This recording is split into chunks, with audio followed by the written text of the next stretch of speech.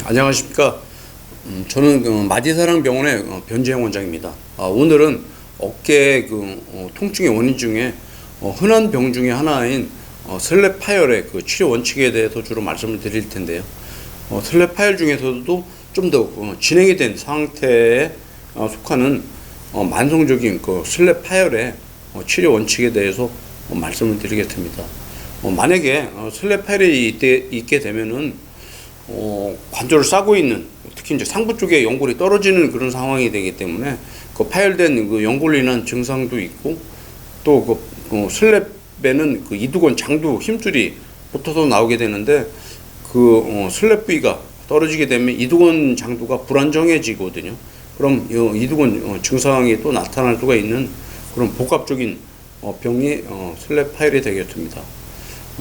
오늘은 주로 이제 만성적인 슬랩 파열에 대해서 설명을 드릴 텐데, 먼저 슬랩 파열이 오게 되면 어떤 증상이 생길 수 있는지 잠깐 해부학적인 모의식도를 보면서 설명을 하도록 하겠습니다.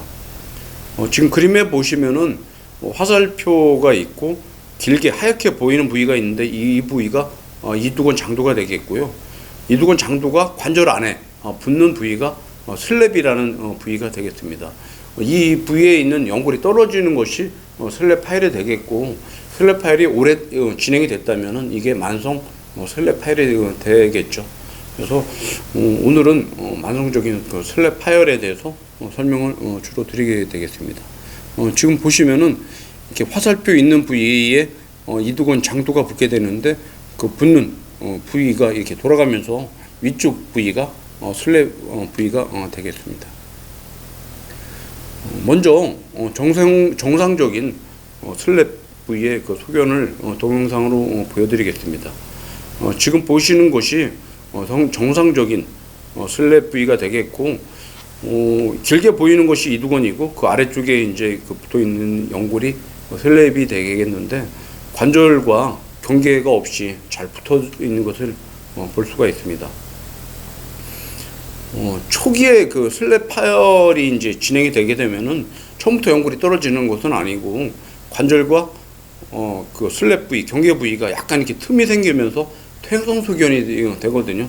사실 이때는 큰 증상 없이 지나가는 분들도 있을 거라고 저는 생각을 하고 있고, 지금 보시는 것은 우리가 직접 이제 수술을 하면서 확인한 상태가 되는데, 이렇게 약간 틈이 벌어지고 퇴행성 소견이 오면서 이렇게 좀 분리가 좀 진행이 되는 그런 상황을 우리가 슬랩 일형이라고 하고 있습니다. 만약에 지금 보시는 영상 같이 연골이 완전히 이렇게 관절로부터 분리돼서 떨어졌다면은 이것을 제2형이라고 하고, 이때부터는 슬랩 파열로 인한 증상이 꽤 많이 생기게 되는데, 대부분 이제 이런 경우에 이제 병원에 와서 이두근 주위에 염증이 있거나 물이 차거나 관절을 움직일 때 통증이 있고 걸리는 느낌이 들고 이러면서 이제 진단을 받고 치료를 하게 되겠습니다. 슬랩 파열은 보통 이제 4형까지 나누는데, 3형은 지금 영상에서 보시는 바와 같이 슬랩이 떨어져 있으면서 슬랩이 일부가 이렇게 피판같이 덜렁거리는 그런 상황이 되겠습니다. 이제 비슷한 상황은 무릎에서 보면은 반월상 연골이 양동이 손잡이형 파열이라고 그래서 이렇게 덜렁거리게 파열이 되는 경우가 있는데, 그 경우에도 통증이 아주 심하거든요. 근데 이 슬랩 파열의 제3형인 경우에도 통증이 심하기 때문에, 대부분 통증이 심하게 되면은 적극적인 검사가 가능하지 않습니까? 이제 대표적으로 MR 검사를 말씀을 드리는데, 그러면 이제 MR 찍게 되면 진단이 어느 정도 될 수가 있는데, 이런 경우에는 좀 더 적극적인 치료가 필요한 경우가 되겠습니다. 4형까지 있다고 말씀드렸는데, 4형은 연골 자체도 떨어지면서 연골의 일부가 이두근 장도를 같이 물고 웃고 떨어지는 경우가 되는데, 이런 경우도 마찬가지로 증상이 심하기 때문에 초기에 진단을 하게 되면은, 만약에 4형이라는 진단을 받게 되게 되면은 어깨 전문이라면은 좀 더 적극적인 수술적인 치료도 고려를 할 수가 있을 것 같습니다. 이렇게 슬랩 파열은 1형, 2형, 3형, 4형 이렇게 나눌 수가 있고, 2형부터 이제 증상이 발생이 되고 3형, 4형으로 갈수록 더 이제 심한 상태라는 건 이해를 하실 것 같습니다.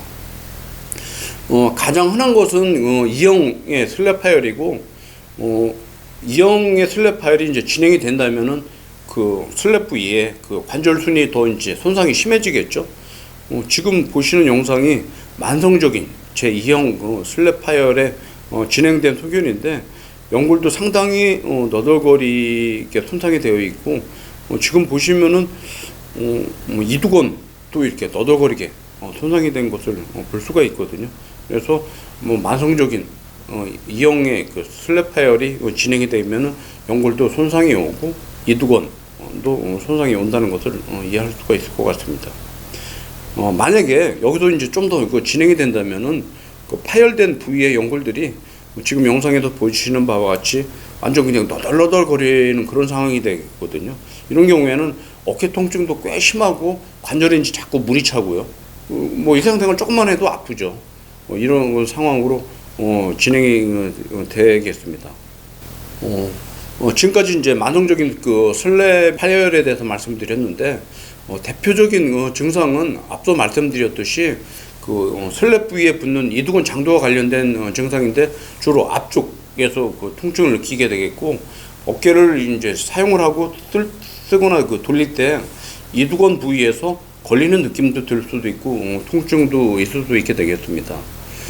그거 이외에도 슬랩 부위에 그 떨어진 연골이 만약에 우리가 어깨를 이제 그 머리 위의 상태에서 사용을 하거나 라켓 운동이나 던지는 운동 아니면 이제 선반에 있는 물건을 들고 내릴 때 걸리는 그런 상황이 되면은 아주 심한 통증을 느낄 수가 있고 어떤 경우에는 갑자기 힘이 빠질 정도의 심한 그 통증을 느낄 수가 있는데 그 통증은 주로 어깨 뒤쪽에서 생기기 때문에 이런 그 통증의 양상, 증상의 그 특징도 여러분들이 좀 알아두시면 좋을 것 같습니다. 진단은 이제 그 초기에 진단이 잘 안 되거든요. 그 이유는 뭐냐면 우리가 보통 흔하게 그 시행하는 검사인 엑스레이나 초음파 검사상에서는 슬랩 파열이 잘 확인이 안 된다는 것이고요. 정확한 그 진단을 위해서는 MRI 검사보다는 MRA 검사가 더 정확하겠습니다. 지금 보시는 사진은 MRA 사진이 되는데 좌측에 보고 계신 것은 정상적인 슬랩 부위고요.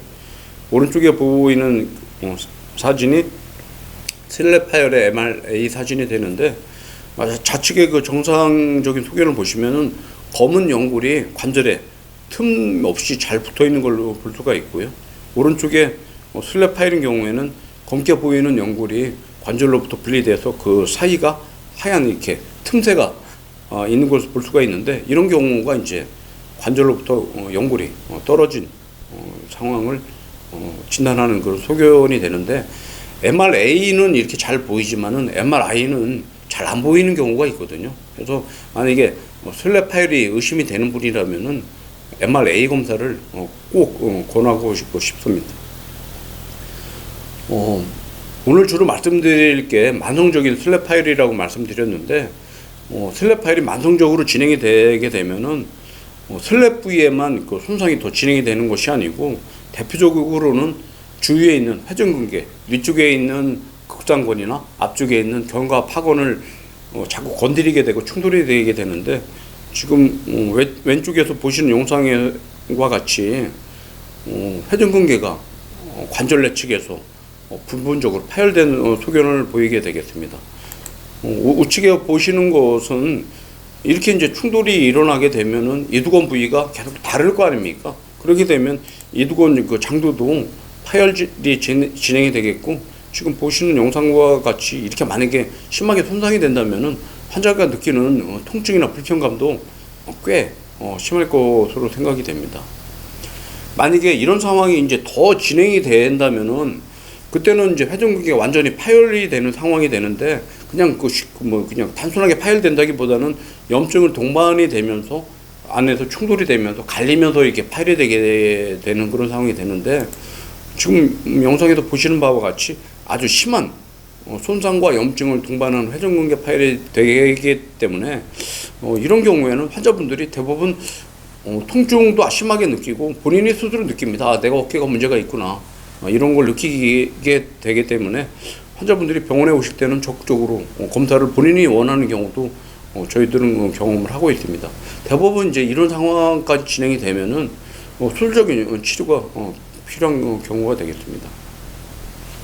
잠깐 슬랩 파열에 있어서 만성적인 경우에 그 치료 원칙을 먼저 한번 설명을 다시 드리겠습니다. 설령 만성적인 그 슬랩 파열이라고 하더라도 일단은 비수술적인 그 치료가 우선시 돼야 되고요.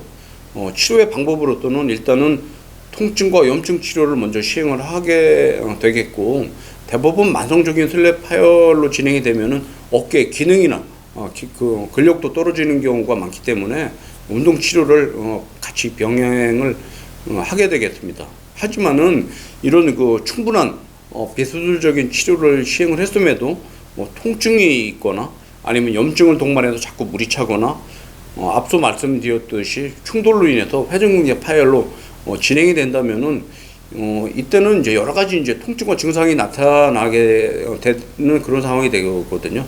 이런 경우에는 수술적인 치료로 가는 것이 저는 옳다고 생각을 하고 있습니다. 지금 보시는 것은 비수술적인 치료에 대한 그 안내를 돕기 위해서 사진을 몇 장 보여드릴 텐데요. 주사 치료를 사실 많이 시행을 하고 있고, 먹는 약물만 치료만 해서는 어깨 염증이나 통증은 쉽게 해결은 안 된다고 저는 믿고 있기 때문에 주사 치료를 적극적으로 시행을 하고 있고, 주사 치료를 할 때도 직접 놓기보다는 초음파를 이용해서 정확하게 병변 부위에 주사 치료를 하고 있습니다. 그렇게 해서 좋은 치료를 얻고 있고요. 염증이 좀 가라앉았다면은 최충격파 치료 같은 치료를 같이 함으로 인해서 조직의 재생이나 염증을 치료하는데 좀 더 효과적일 수가 있고, 기능적인 것을 회복하기 위해서는 운동 치료를 같이 병행을 하고 있고, 지금 보시는 사진 중에 맨 오른쪽에 있는 것은 세라밴드를 이용한 근력 운동 사진이 되겠습니다. 만약에 이제 수술을 하게 되는 그런 상황이라면은 이제 어떤 수술을 해야 되는 거에 대한 것도 여러분들이 좀 알아두시면 좋을 것 같은데, 사실 저 개인적으로도 과거에는 설령 만성적인 슬랩 파열이라고 하더라도 봉합수술을 주로 많이 선호를 했었습니다.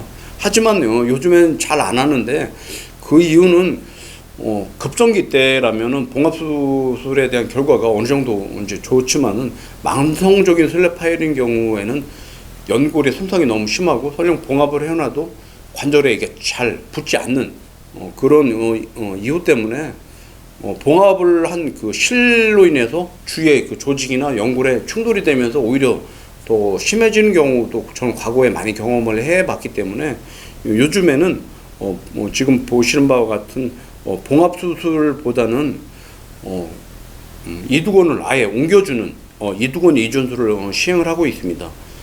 이두건 이존술이란 어떤 수술이냐면은 앞서 말씀드렸듯이 슬랩 파열이라는 병 자체가 떨어진 연골이라는 증상도 있지만 거기에 붙어 있는 이두건 자체가 불안정해지면서 주위에 있는 조직들과 충돌을 일으키면서 염증도 일으키고 회전근개를 파열시키게 되는 그런 병이라고 말씀드렸지 않습니까?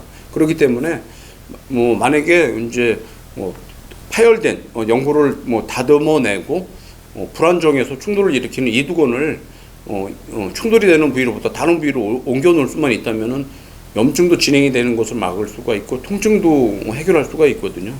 그래서 이두건 이존술을 저는 요즘에 많이 하고 있고, 주로 골 터널을 이용한 이존술을 시행을 하고 있습니다. 지금 보시는 그 사진이 제가 시행한 골 터널을 이용한 이두건 이존술의 그 사진이 되겠고요. 잠깐 모식도를 보면서 설명을 해드리면은 상완골이라고 팔뼈가 있지 않습니까? 그 위쪽에서 주로 수술이 이루어지는데 상완골 골두에 가까운 부위에는 큰 터널을 뚫고 아래쪽에는 가는 두 개의 터널을 뚫은 후에 이두건을 이존술을 하기 위해서는 일단 이두건을 절단을 해야 되겠고, 절단한 끝에 저희가 이제 바느질 하듯이 실로 이렇게 봉합을 해서 실로 이렇게 묶어놓게 되겠습니다. 그래서 묶어놓은 실을 이용해서 위쪽에 터널 뚫어놓은 터널로 이제 이두건을 삽입을 한 후에 아래쪽으로 실을 빼내서 고정을 하는 그런 그 수술법이 제가 시행하고 있는 골터널을 이용한 이두건 이전술이 되겠습니다. 지금 그 보시는 것이 현재 모식도가 되겠습니다. 지금 보시는 것은 골터널을 이용한 이두건 이전술 후에 엑스레이 사진이 되는데 화살표가 이렇게 3개가 있는데 위에 큰 게 하나가 있고요. 터널이 아래쪽에 가늘 터널이 2개가 있는데 앞서 말씀드렸듯이 위쪽에 굵은 터널로 이두건 힘줄이 들어가고 아래쪽으로는 실이 빠져나와서 그 실을 이용해서 이두건을 고정하는 그런 수술법을 시행한 후에 촬영한 엑스레이 사진이 되겠습니다. 지금 보시는 것은 골터널을 이용한 이두건 이전술 후에 지금 촬영한 MRI 사진이 되는데 화살표 방향에 따라서 이두건이 뼈 안에 삽입돼서 고정이 되어 있고 이렇게 되면은 비교적 이제 그 강한 고정이 되고 시간이 지나면은 뼈와 힘줄들이 같이 이제 뼈가 자라면서 안에서 그 서로 이제 붙기 때문에 상당히 단단한 고정을 얻을 수 있는 좋은 수술법이 되겠습니다. 잠깐 제가 하고 있는 골터널을 이용한 이두건 이전술의 그 장점을 말씀드리면은 앞서도 말씀을 드렸지만은 골터널을 이용한 이두건 이전술은 아주 강한 고정을 얻기 때문에 이두건 기능이 회복이 상당히 빠릅니다. 또한 그 통증을 일으키는 이두건을 이제 위치를 옮겨 놓게 되기 때문에 안쪽에서 충돌을 일으키는 그 원인도 해결이 되지만 회전근개 파열을 예방을 할 수 있는 또는 이두건 기능을 유지할 수 있는 좋은 그 치료 수술법이 되겠고요. 제가 하는 수술법은 다른 수술법보다는 수술 시간이 상대적으로 짧습니다. 그렇기 때문에 환자가 수술로 인한 부담감도 좀 적고요. 또 한 가지 장점이라면은 뭐 나사를 이용한 그 고정이나 아니면 앵커를 이용한 고정 같은 경우 이전술인 경우에는 추가적인 나사나 앵커의 비용 부담이 환자가 있게 되는데 저희들은 그런 임플란트를 사용을 하지 않기 때문에 비용 부담도 훨씬 덜한 그런 장점이 있습니다. 지금 보시는 것은 이두건 이전술을 한 후에 임상적인 그 결과를 보고 계신데 지금 이분은 이두건 이전술을 한 후에 그렇게 오랜 시간이 지난 분이 아닙니다. 겨드랑이 보면 아직 수술한 상처도 다 낫지 않는 것을 볼 수가 있지만은 이렇게 알통이 나오는 걸 볼 수가 있죠. 이두건의 기능이 유지되는 것을 볼 수가 있고요. 지금 보시는 그 영상은 이분도 과거에 이두건 이전술을 했던 분인데 이분의 그 직업이 스쿼시 코치입니다. 그래서 이분은 수술을 한 후에 자기 그 본업에 복귀를 했던 경우인데 사실 이런 운동 자체가 상당히 어깨가 무리가 많이 가는 슬랩의 부위에 무리가 많이 가는 그런 운동이 되거든요. 근데 이분은 잘 회복이 돼서 정상적으로 본인의 직업에 그 복귀하는 그 좋은 그 경우가 되겠습니다. 오늘은 만성적인 슬랩 파열에 대해서 어떻게 진행이 되는가 설명을 드렸고요. 올바른 그 치료 방법 뭘 말씀을 드렸고 제가 시행을 하고 있는 골터널을 이용한 이두건 이전술의 수술법과 그 결과도 소개를 시켜드렸습니다. 감사합니다.